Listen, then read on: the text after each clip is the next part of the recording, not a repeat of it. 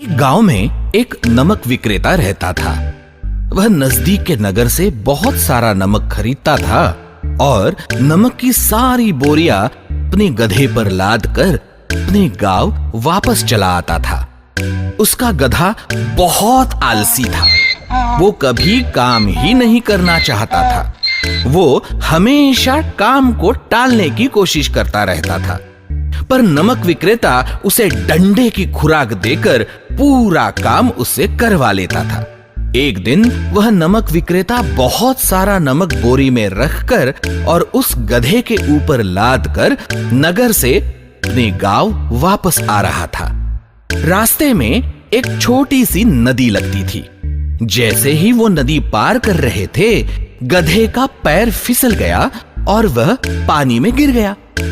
उसकी वजह से बहुत सारा नमक पानी में घुल गया और जब गधा उठकर खड़ा हो गया तो उसे ध्यान आया कि उसके पीठ पर लदा हुआ वजन कम हो गया है। तो उस गधे ने एक तरकीब सोच ली।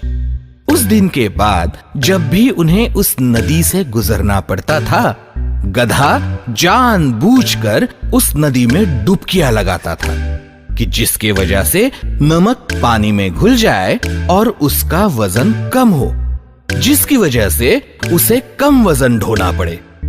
पर जल्द ही नमक विक्रेता को यह बात समझ में आ गई कि गधा ये तरकीब जानबूझकर कर रहा है।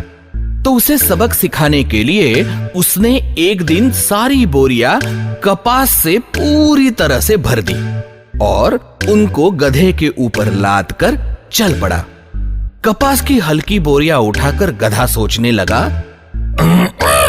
अरे, हर रोज नदी में डुबकियां लगाने के कारण वजन हल्का हो जाता है, तो आज तो वजन पहले से ही हल्का है, तो बाद में तो और हल्का हो जाएगा। तो खुशी खुशी जब वह नदी पर पहुंच गया और नदी को पार करने लगा, तो उसने हमेशा की तरकीब की और वह गधा नदी के पानी में बैठ गया। पर इस बार तो परिणाम उल्टा ही हुआ। कपास ने नदी का पूरा पानी सोख लिया और जितना वजन था उससे कई गुना वजन बढ़ गया। तो जैसे ही गधा उठ के खड़ा हो गया तो बढ़ा हुआ वजन उठाकर वो तो चल ही नहीं पा रहा था, पर नमक विक्रेता ने डंडे का प्रसाद देकर उसे उठाया और पूरे रास्ते में घर तक डंडे के प्रहार खाते खाते उस गधे को पूरा वजन उठाकर आना पड़ा।